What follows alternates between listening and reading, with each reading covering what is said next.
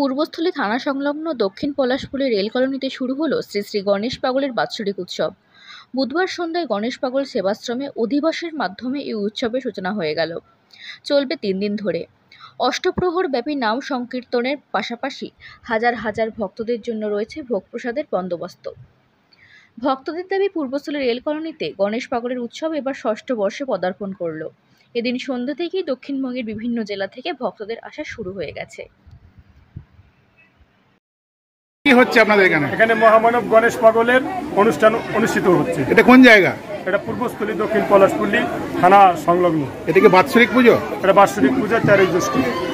আচ্ছা, এখানে কি মন্দির আছে নাকি? এখানে মন্দির প্রতিষ্ঠিত হয়েছে। কত বছর হলো? এই নিয়ে 6 বছর প্রতিষ্ঠিত হয়েছে। আচ্ছা, মানে এখানে ভক্ত সংখ্যা কত মোটা?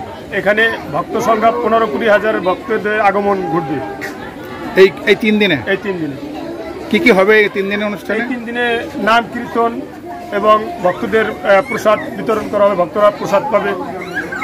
আচ্ছা আচ্ছা। আর এই গণেশ পাগলের সঙ্গে কি মূর্তি আছে? আর গণেশ পাগলের বাক্য সিদ্ধা মহাপুরুষ হচ্ছে হলো দুলিতে পুলিতে কালিতে বিন্দুতে সই। এখানে সকল ভক্তদের এখানে এসে মানত করলে তাদের মনের বাসনা পূর্ণ করে, তারা মানসই দেয় এখানে। কি নাম আপনার? আমার নাম অনুপম বারুই।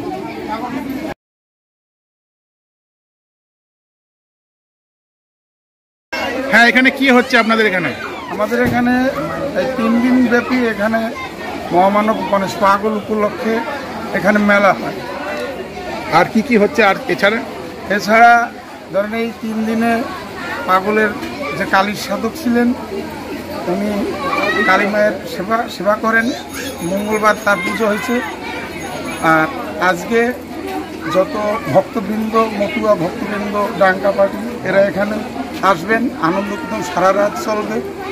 আগামী দিন যে ভোগ হবে বা প্রসাদ বিতরণ হবে, সবাইকে প্রসাদ পাবে। আমাদের এই গ্রাম বা পার্শ্ববর্তী যারা আছে সবাই এখানে প্রসাদ পাবে। কি নাম আপনার? আমার নাম মৃন্ময় হালদার।